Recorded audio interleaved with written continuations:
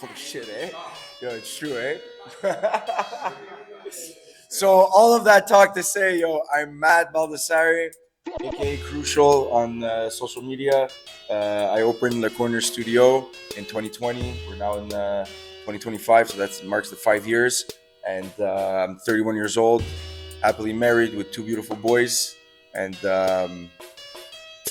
you know what it is, man. I'm here to bless you guys up, and I love cutting hair, man. That's like my thing. I love it, and I love making people feel good. So if you come see me, you know that that's what you're gonna get more than a haircut. It's gonna be an experience. I was always really interested in haircutting when I was young. Not necessarily at first as a person doing the haircuts, but I was really into fashion and style and all those things, and I really enjoyed that at the time.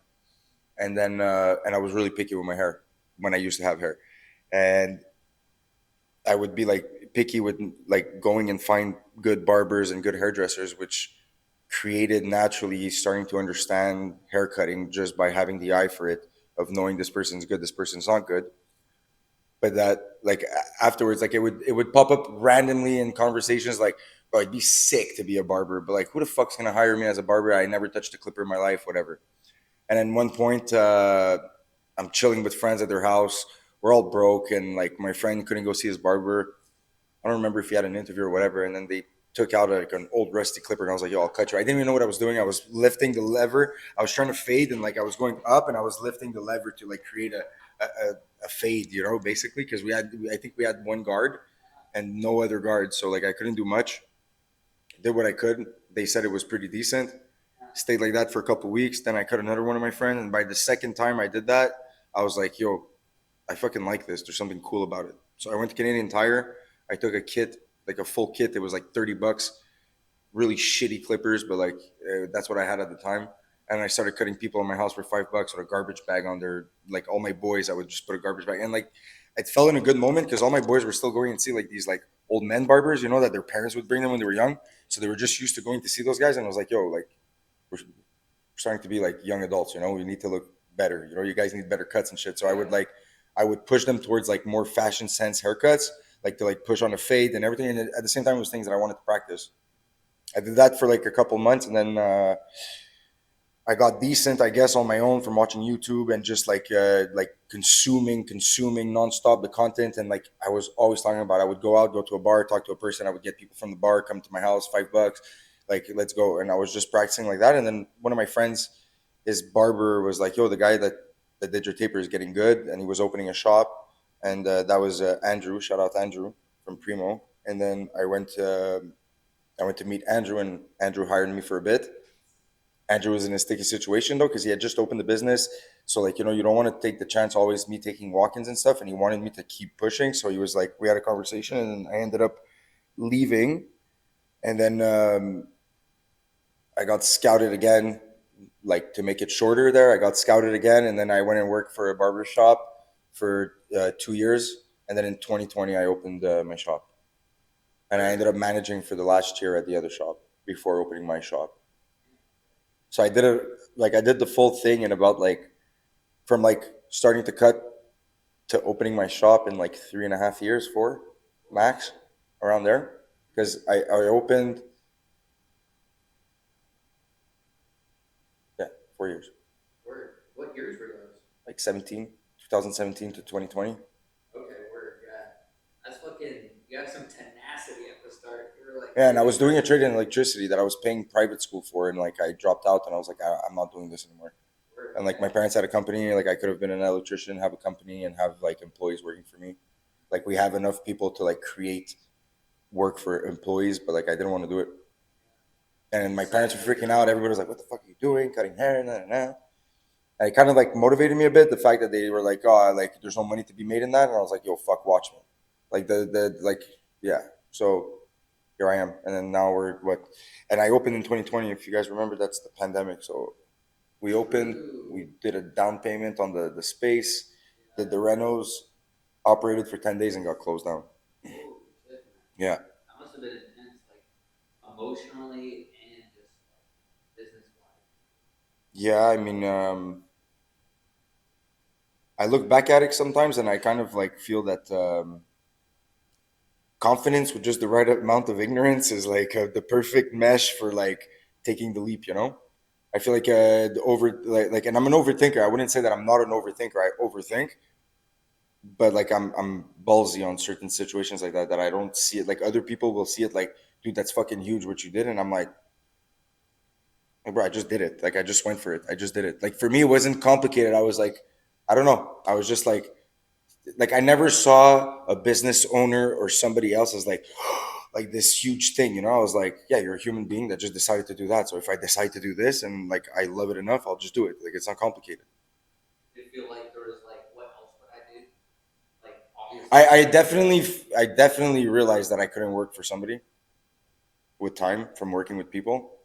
I could have ended up maybe partnering up with people or having a certain job. That if I would have ended up in the work field, like a regular work field, I would have definitely needed to be with. I need a certain amount of liberty. Like those kind of jobs where you could work sales, but you do your own schedule and you do your own thing. And like as long as I bring in the numbers, you let me do what the fuck I want, and I can talk to my clients the way I want. That's fine. But like, you know, I hadn't gotten into that stage into working spaces, and like I was like, you know, I've managed stores, I've done restaurants, bars, but like, yeah, I didn't like the whole hierarchy and everything, and like I was like the best. Like if you don't like it, do something about it. But look, now it's gonna be almost 10 years that I'm cutting hair. The industry went from like I started in the industry when we were transitioning between walk-in to appointment shops from the merge of haircutting with barbering. That barbers were now able to do scissor cuts in a specific way, and like the level of quality went up drastically when it comes to skill wise. But then a byproduct of that that I find from being in it in 10 years is that there's a certain barbershop vibe that died when we started all taking appointments. Because Friday, Saturday, Sundays, best believe you were going to the shop at when it opened and you're maybe getting cut at 3 p.m. But you're there with the boys, people are talking, people are chilling, you have a whole lot. And also for the barbers, when you think about it, like if you're a barber that cuts fast and you get the traffic is forced to come to you, like you could roll way more clients than what you're booking on your appointment. But quality service, like there's all these things that play a part into like how do you want to develop your own business in your own shop. But everybody went towards the appointment because it's also like less headaches for the client too as well, you know. Like I said, you're waiting 4 hours at the barbershop. Now it's like you're in and out. You come in, you get your haircut, you leave. But there's a little part of it that died.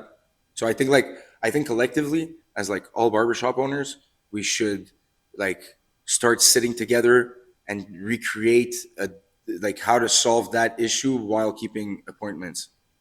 And if it's like creating more of events in your barbershops and more, and I see barbershops doing it, there is people doing it, you know. Like another person that I would shout out is Dante at Mama's Boy. Like he has an awesome shop. The shop is sick with the bar in the front and like little speakeasy downstairs, and there's a bunch of things that he could do. It's fucking sick, and it's cool. Like you're creating community. Crisp, same thing with them. Like they're creating community. Like that's those are the right kind of mindsets that you want. You know, there's unique. There's a bunch of shops that are out there that are really good. You know, but then you have a bunch of others that are just everybody's on a point. Like I don't know, it's just there's it changed in that sense. I think the other aspect that changed that a lot of like there's no more respect for the les échelons, like from being an apprentice to a junior to a senior barber. Everybody wants to be charging 50, 60 bucks right away because now they could promote themselves online and they fix the lighting and the this way and that way that they lure you into booking a haircut at $50 when the guy's been cutting hair for 6 months. It's fine. Shout out to you. You did your hustle. Like I'm not gonna hate a person doing their hustle. It's fine, and you're gonna get better, so it's okay. But it's just like they don't want to be in shops passing the broom anymore and like folding towels and like there's underlining of doing chores and tasks like that that help you when you become a business owner and when you become like because there's going to be other things that you're going to have to do that you don't want to do. So you got to get used to doing things you don't like to do them. Now everybody wants to eliminate the things that they don't like from every job, every trade. Like it's not just my industry. That just changed globally everywhere. Like, you have the same thing in the work industry, you know? Like that's why quality of everything is shit, you know? the same thing. And you know what? Like, how ironic is that? I just thought of this now. The quality of everything went to shit except for barbers. Our haircuts went from like really fucking like staircase fades to like the most blurry shit that you guys get now. And people bitch to barbers about about the fact that they have to pay $50, $60 a haircut. Meanwhile, if you do a comparison of housing in 1985, it would take 6,000 haircuts at $3 to buy a home. It would take me 37,000 haircuts to buy a home. There's a big gap and a big difference, and people, everybody complain because in the last 5 years, like you said, that little change is that we bumped our prices up by like 25 bucks depending on who. And like people are like, oh fuck, that's steep, that's expensive. But like, is it? In 2005, when I was getting my haircut at a salon, she was charging me $35 plus tax.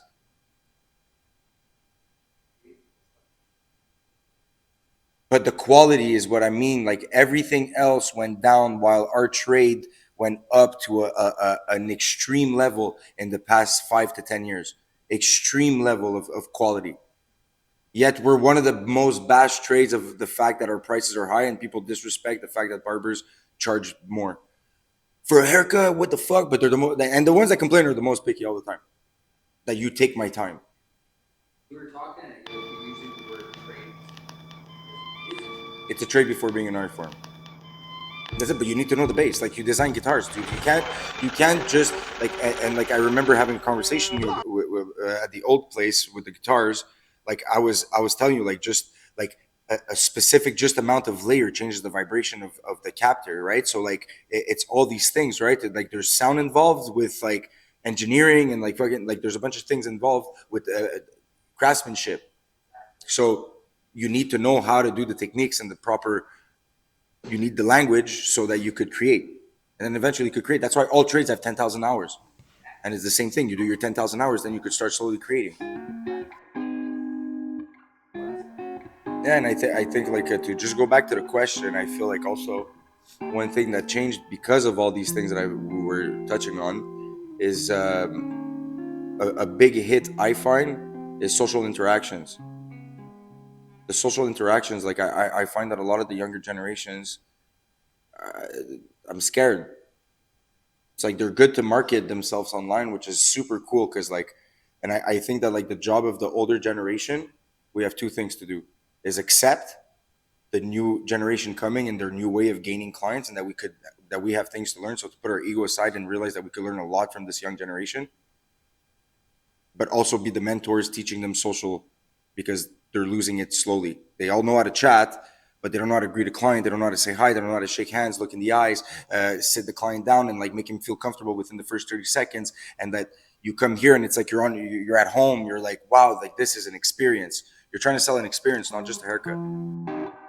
But it's not just them, right? I think like it's just technology in general. What it caused is that because like pre-pandemic, we would go out, the whole boys of the shop, and hand out cards and shake people's hands outside. Be like, yo, what's good, bro? I'm a barber. No, no, no, dude. Like, I should film myself doing that now. Like, people look at you like you got like fucking disease, like you're just a walking disease. Like, hey, what's good, man? And not only that, they just don't have fucking time because things are so expensive. They're like, go, bro, get the fuck out of here. I don't have time. Learn the basics. Don't rush. Trust the process. Be patient because it doesn't come right away. And have fun. Have fun. I would say like those are the like, top 5 things. Like I think it globalizes our trade. If you do those things, you'll find success. But if you don't, it's gonna be longer, and you're gonna have. But that's what I love about this trade is that it'll expose you because it's such a real thing. You're dealing with people in an era where we have less and less of that. So like you have a 30, 40 minutes an hour with somebody, it's insane that like it makes you look at yourself a lot. Like and it'll put you right into your face where you're stuck at and not moving forward in life because you're not doing XYZ, and it's showing in your trade, and it's gonna show. Like you can't lie about not having practice to flip your scissor in a certain way and be in position. Like you can't lie about that. It's like fighting. Like I can't lie to my coach and tell him I practice blocking and then I throw a punch and I keep my hands low and he chalks me right in the face.